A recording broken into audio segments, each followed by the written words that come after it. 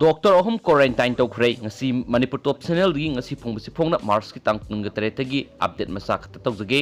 doctor अहम quarantine तौखरे जेनिम्स ता PG तौरिबा माहिरोय अहम क्वारंटाइन तौनबा ngarang जेनिम्स की medical superintendent professor T Rajen order अमा थोखरे जेनिम्स कोविड-19 कंट्रोल कमिटी अमसुम हेड ऑफ डिपार्टमेंट सिंग अमरी डायरेक्टर यावना ngarang ayuk pung 10 da phamkiba emergency mifam amana pg तौरिबा डॉक्टर अहम अदु तोंगा तुंगानबा सेंटर दा क्वारंटाइन तौनबा वारेप लौखिबने क्वारंटाइन तौरगदबा डॉक्टर अहम अदुदी सर्जरी दा पीजी तौरिबा डॉक्टर बेसिका मेडिसिन दा पीजी तौरिबा डॉक्टर रामजी अमसुम सर्जरी दा पीजी तौरिबा डॉक्टर पेटोनी डॉक्टर बेसिका हौजिक फैकल्टी ब्लॉक ए की ग्राउंड फ्लोर दा लेबनी महाक लेडीज होटल की टॉप फ्लोर दा क्वारंटाइन तौगनी डॉक्टर रामजी ना हौजिक पीजी होटल ब्लॉक सी दा लेबनी महाक ना टेस्ट क्वारंटाइन सेंटर ओइरिबा यूथ होटल कुमालंपाक दा क्वारंटाइन तौगनी डॉक्टर पीतो ना हौजिक ममागा पोंग लंबीदा आसान बराय का अमदा लेबनी महाक अमसु महाक अपोकबी अनिमक कुमालंपाक यूथ होटल दा खुदक्तगी क्वारंटाइन तौनबा मरी लेनबा सिंगना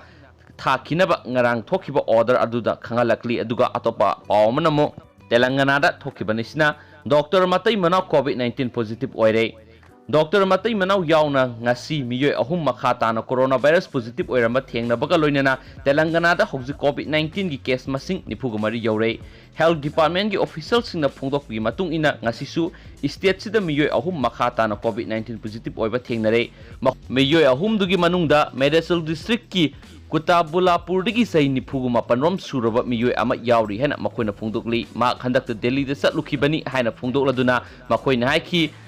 designated hospital amada admit tawduna leiriba patient adugi phibam khudong thiningai oidrei coronavirus positive oiraba atopa ani duna doctor matai manauni haina phungdokladuna official singduna haiki sai nifuga mathoi amasum kunthra ga taruk suraba doctor matai manau dugi phibam su khudong thiningai oidrei ngasi nauna thengnareba case ahum si tharaga telangana da coronavirus na naba masing nifuga mari sure haina su official singduna phungdokli marak sida state sigi health minister E Rajendra na state sida coronavirus sandorapa ngakthokna bala khotliba khongthang singi matangda health official singa mifam ama pangthokra haina su pokse singa sina makha tana phungdoragli and thank you adu update ngamina simya